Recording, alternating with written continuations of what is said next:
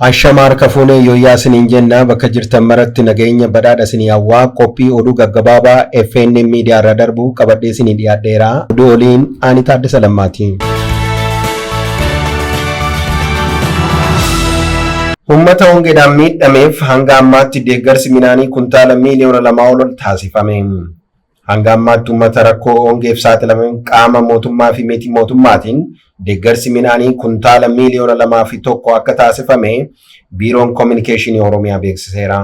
Itti gaafatamaan biirichaa obbo Haayiluu Addunyaa ibsaarra miidiyaaleef kennaniin uummanni hongeef saaxilame kana baraaruuf mootummaan federaalaa midhaan gosa adda addaa kuntaala miiliyoona 1.9 buusaa gonofaan midhaan kuntaala 39,596 uummanni midhaan kuntaala 83,715 fi dhaabbileen miti mootummaa immoo midhaan kuntaala 88,273 gumaacha taasisanii jiru jedhaniiru.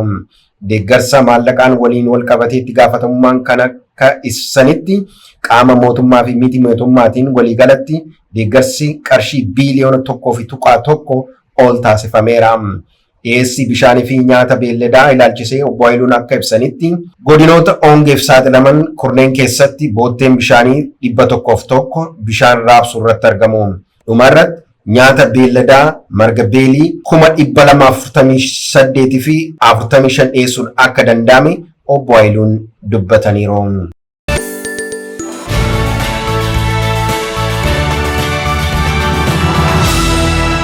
Uummanni Oromoo uummata sartifikeettiin Itoophiyaa kennamuufii miti jedhan hoogganaan biiroo koominikeeshinii Oromiyaa. Uummata Itoophiyaa wareegama dhiigaa fi lafee isaaniitiin ijaareedha. Warra Itoophiyaa irraa gadi isa buusuu barbaadu tokkummaan dura dhaabbachuudhaan injifannoo isaa tikfachuu qaba jedhan hoogganaan biiroo koominikeeshinii Oromiyaa obbo Haayiluu Addunyaa. Akka armaan gaditti dhiyaata.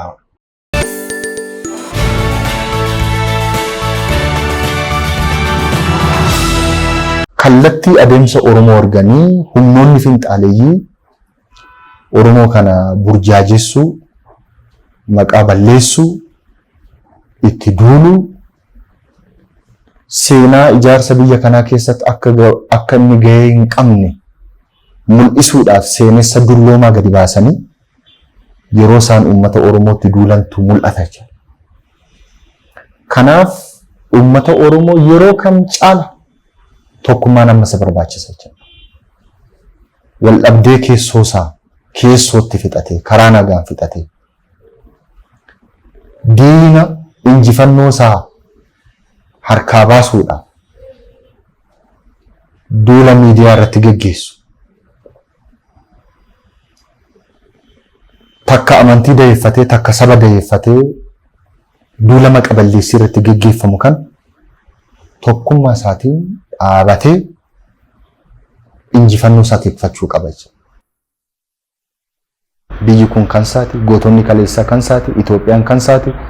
Warra Itoophiyaa irraa gadi isa buusuu barbaadan lakki jedhee jala dhaabachuu isaa barbaachisa waan ta'eef warri kaan sartifikeettummaa Itoophiyaa kennuufii barbaadu jechuudha. Biyya kana keessatti sartifikeettii Itoophiyaan namaa kennus hannamarraa mulqus hin jiru. Kanaaf uummanni Oromoo sadarkaa kanatti dammaqee ijaarama isaa tolfatee mootummaa isaa tikfatee dantaa waloo isaa eeggachuu qaba waan ta'eef amsa kana dabarsuu barbaada.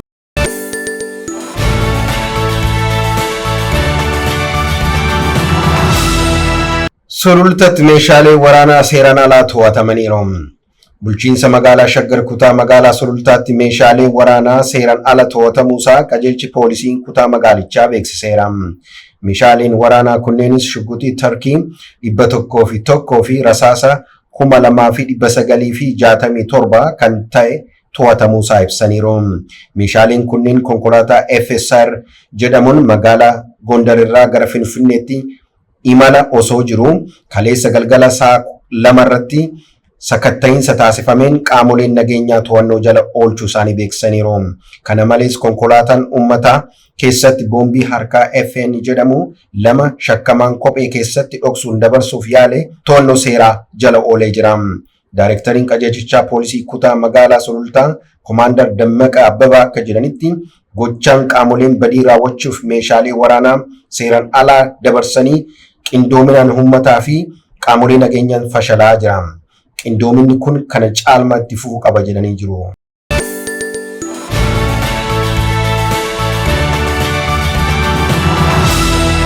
Godina Arsii Lixaa Aanaa Naasiboo ganda Malkaa Dambiitti mariin haala nageenyaa saba Oromoo fi saba Sidaamaa wajjin adeemsifameera.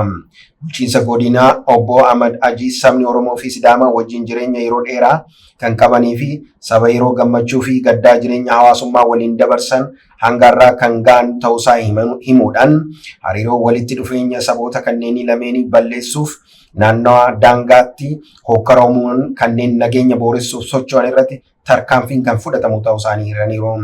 Saboonni lameenuu tokkummaa isaanii cimsuun nagaa qe'ee isaanii eeggachuun waliin jireenya isaanii cimsachuu akka qaban obbo amaniiru.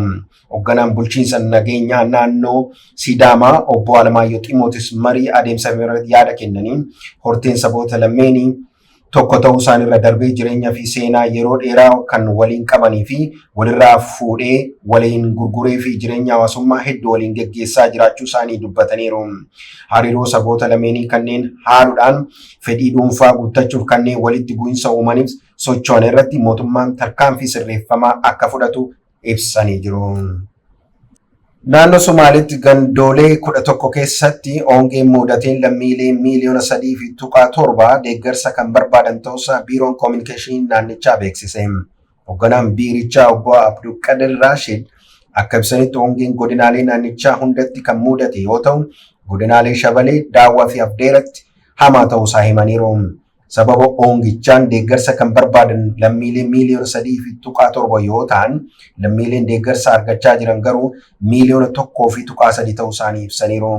Hanga ammaatti godina Daawwaatti qofa gaala dabalatee beelladoonni 340 sababa hongeen kan du'e yoo ta'u, kanneen 600,000tti dhiyaatan immoo haala yaaddessaa keessa jiraachuu isaanii ibsaniiru.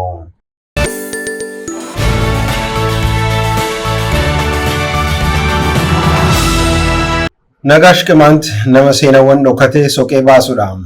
BBC'n nama kana dubbisee jira. Seenaa saba Oromoo fi uummata Kuush durii fi dhokatan miidiyaa hawaasummaa irratti maxxansuudhaan beekama. Kitaabota, suuraawwan, viidiyoo garagaraas ni maxxansa. Maqaa Nagaash Qimant jechuun miidiyaa hawaasummaa Facebook irratti beekama. Ragaalee seenaa sabaa fi sablammoota uummata Kuush namni kun maxxansu kun Gudaambaa yookiin yuunivarsiitiiwwan Itoophiyaa keessatti kan argamanii miti. Namoonni jedhus jiru. Namoonni kun immoo Nagaash Qimant biyyoota guddatan keessatti hojjetaa Gudaambaa beekamaa wayii keessa hojjetudha jedhaniis ni shakku. Ofii namni seenaa uummata Oromoo dhokatee jiru kun miidiyaa hawaasummaa irratti baasu eenyu maqaansaa? Kitaabotaa fi barruuwwan seenaa durii biyyoota keessatti hin argamnellee akkamitti argata? Kanneen jedhu BBC'n nama kana dubbiseera. Ani Qimantidha, garuu akka Oromootti of ilaala. Nagaash Qimant maqaa isaa isa sirrii akka hin taane fi maqaa qalamaa yookiin peenneem yookiin niikneemii akka ta'e dubbata. Baay'inaan maqaa kanaan beekama. Caalmatti nagaa koof jecha akkasumas kitaabota durii bilisummaadhaan barbaaduuf maquma kanan filachuu barbaada jedhee. Gama biraatiin immoo seenaa dhugaa sirnoota darban dhokatan gaafa ifa ta'uu namoonni hin jaalanne waan jiraniif kanuma filachuu barbaade. Nagaash Qimant Finfinnee keessa waggoota 25 jiraateera. Ammayyuu Finfinnee keessa jiraata. Barnoota isaa digirii isa jalqabaa seenaa barate. Sanaan booda gara hojii turizimiitti bobba'uudhaan jireenya isaa idilee hojii turizimii godhateera. Nagaash Qimant seenaa dhugaa saba Oromoo dhokatee ture haa beeksisu malee ofiisaa saba Oromoo osoo hin taane saba Qimantidha. Sabni Qimant Oromoo jidduu garaagarummaan baay'ee akka hin jirre dubbata. Kana jechuuf waa'ee Oromoo barreessuuf dhiyaa'u akka itti tolu ta'a. Oromoon abbaa Kuushiiti malee ofiisaatii Kuushii miti.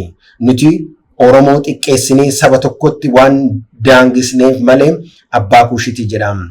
Qimant ammoo Oromoof ilma qofa osoo hin taane Oromoo keessatti akka gosa tokkootitti ilaalama. Jechuudhaan Oromoo fi sabni Qimant jidduu garaagarummaan guddaan akka hin jirre namichi kun hin beeksisa. Maarree kabajamtoota hordoftoota sagantaa miidiyaa FNM. Barreeffama guutuu kanaa fi seenaa namicha kanaa qabadheen gara fuulduraatti nan dhiyaadha. Isinis akka nu hordoftan gamanumaan isin gaafadha. Turtii gaarii.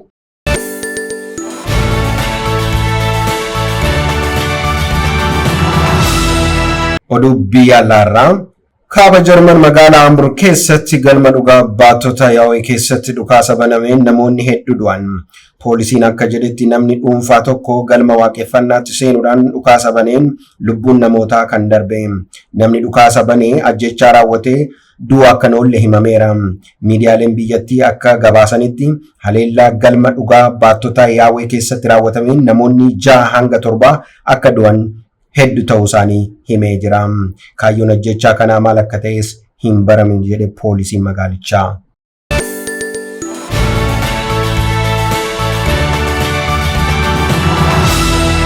Egaa hordoftoota sagantaa keenyaa qophii afaan Oromoo miidiyaa FNM irraa har'a isinii darbaa jiru asuma irratti goolabnee jirra. Miidiyaan kun akka bal'atee isin bira ga'u like, share, subscribe gochuudhaan nu maddii dhaabbadhaa isiniin jenna. Ooltii gaarii.